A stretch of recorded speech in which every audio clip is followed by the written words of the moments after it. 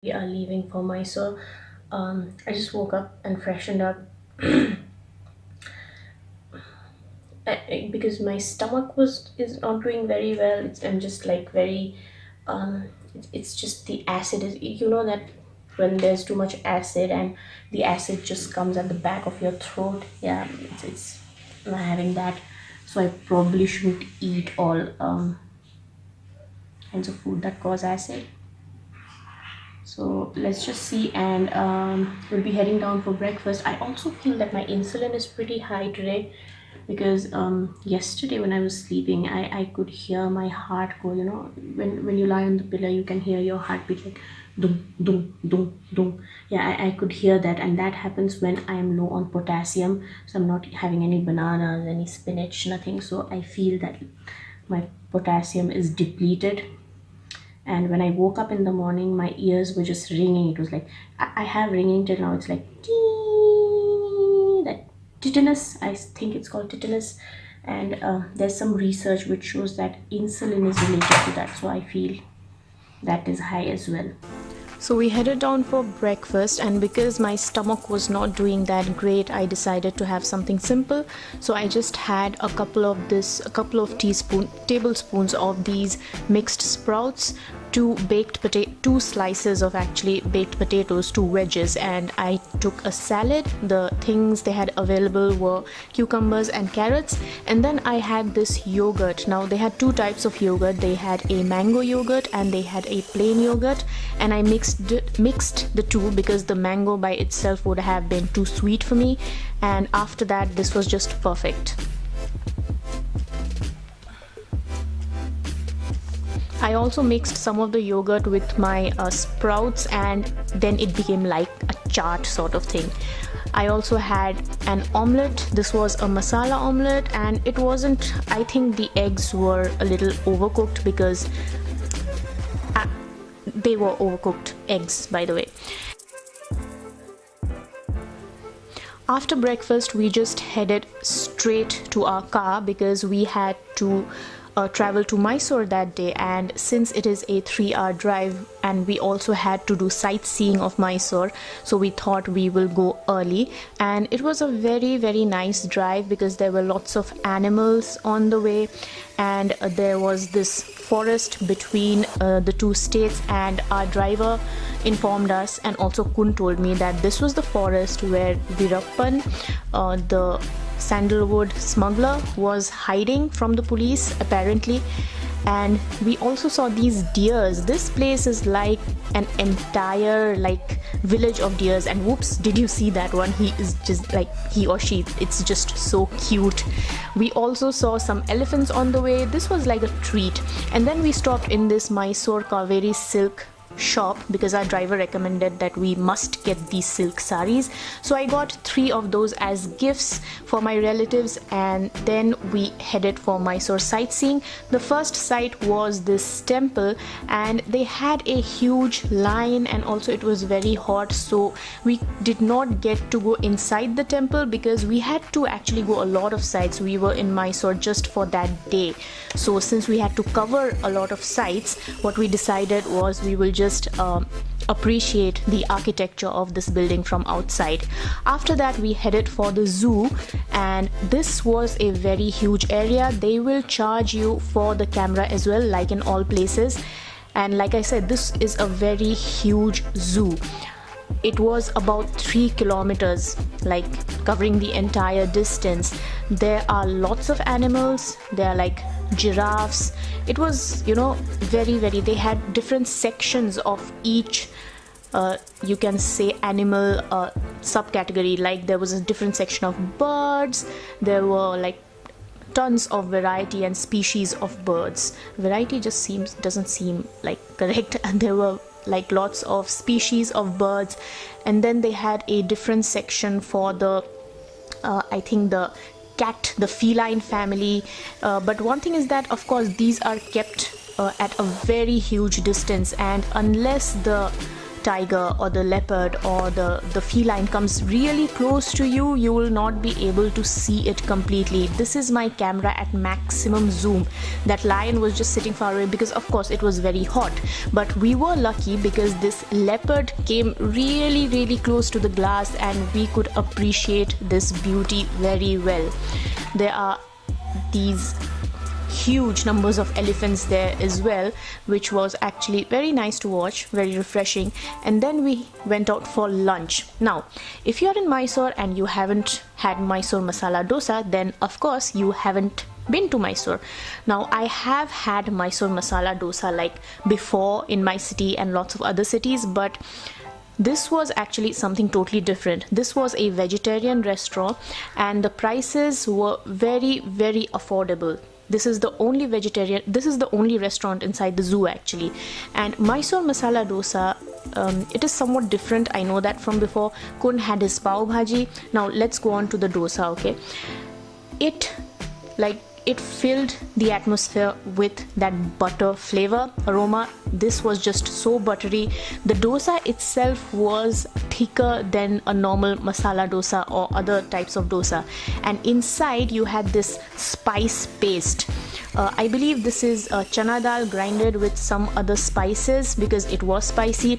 The potatoes were very creamy, but not in a bad way. I mean, they were not pasty like in a mash. They were very creamy, much more creamier than other forms of dosa. Again, that chutney was very good and the sambar, from what I felt, was very authentic. Then I had an ice cream because it was just very hot and I also wanted my dessert.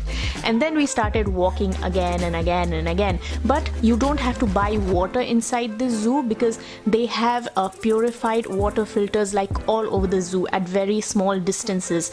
They also have these maternal care rooms where if you have a baby, you can feed the baby, change your baby, you know. So it's very well planned out. Then we went ahead to the reptilian section and would you see these snakes? These snakes were just huge. I mean, I have never seen a snake, like I have never been to a zoo that has reptiles, specifically snakes, and here there were about 20 different species of snakes and I was just in awe of these beautiful creatures. I mean, the scaling of the skin and the colors were so beautiful, and their entire, I mean, just look at that. It's huge. I mean,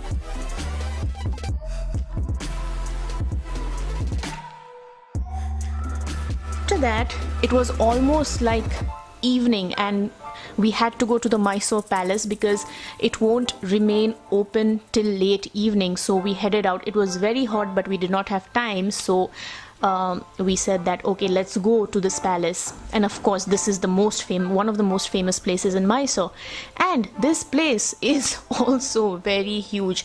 Now the only other palace I have visited ever, like in real life, is the Kuch Bihar Palace, and I thought that was huge. Okay, now this is like 3 times or even 4 times or even maybe 5 times of that, if I remember that approximately.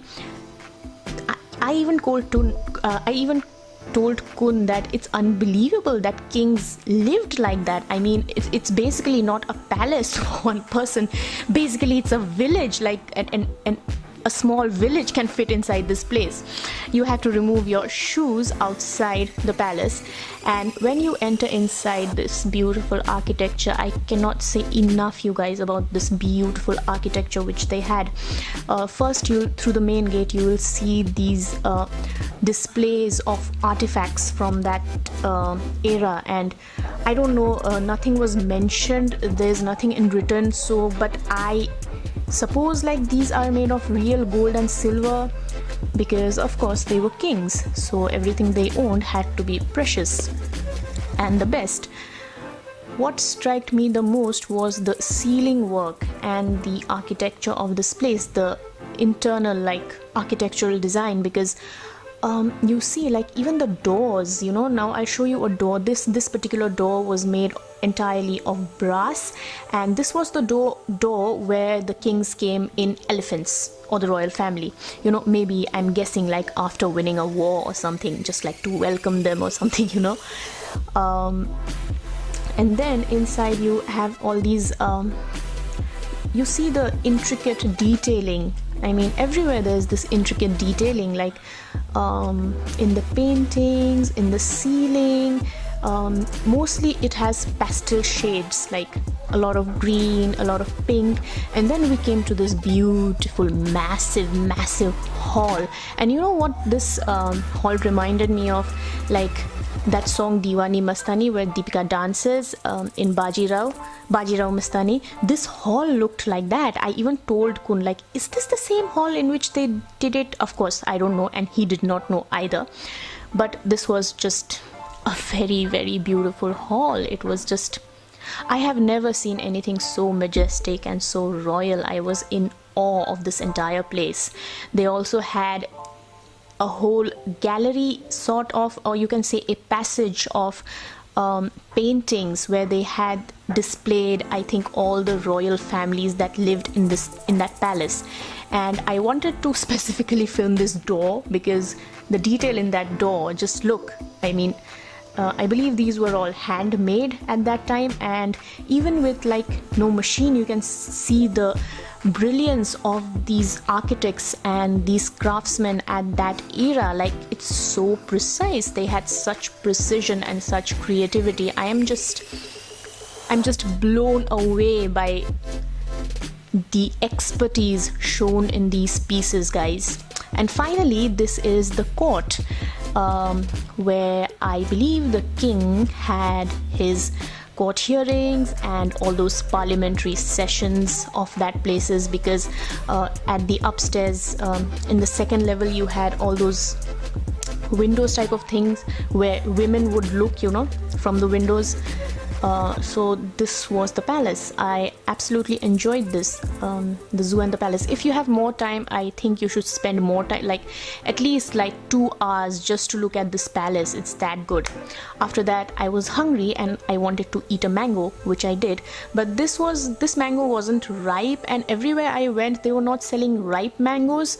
I believe this is how they eat mangoes in Mysore. We prefer ours a little ripe. Then we went to our hotel, and what I want to say about this hotel is, I mean, it looks fine if you see from here, but I was just not happy because, you know, the sheets also look clean right now, but when I actually got inside, I felt that it wasn't washed properly or it wasn't bleached, and the curtains were not very crispy or, you know, steamed, or I just felt that it was not up to the mark of a 3-star hotel for which we paid. But the bathroom was good. And guess what, we had to go out for dinner because the restaurant at the hotel was not responding. They did not have anything. Like, all they had was like 2 or 3 items which they had to offer. So we went ahead and had dinner outside. And for dinner, I just had paneer bhurji with this Kerala paratha, and this is like a layered paratha in a spiralized dough form. I also had some dal, Kun had his rice, and he had I think one more aloo matar ki sabzi, and I had this chach, which wasn't very good. This entire dinner wasn't very good actually, but we had no choice. Okay guys, so this was filmed from the airport, and if you come in Mysore, I know that Mysore Park is very famous all throughout India and even outside maybe, and at the airport I was lucky enough that I got a packet of these. And look at the ingredients, guys. It's just sugar, pure ghee, and gram flour, that is chickpea flour or besan.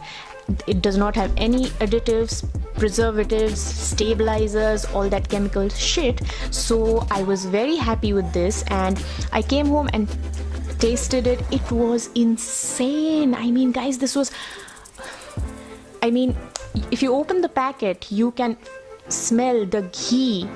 And if you have ever made your own ghee, you will know that this is pure ghee. So I would recommend this. And along with this, I also got this Dharwar Peda. I hope I am pronouncing it correctly. And this was again very purely made. It also just had like a very few ingredients. But what I would say, and what it also suggests in the packet, is that you cannot keep it even in the fridge for a long period of time, because of course you can see that it does not have any preservatives or chemical stabilizers. So that was the entire trip. We reached home, and after that I just got back to my fitness plan.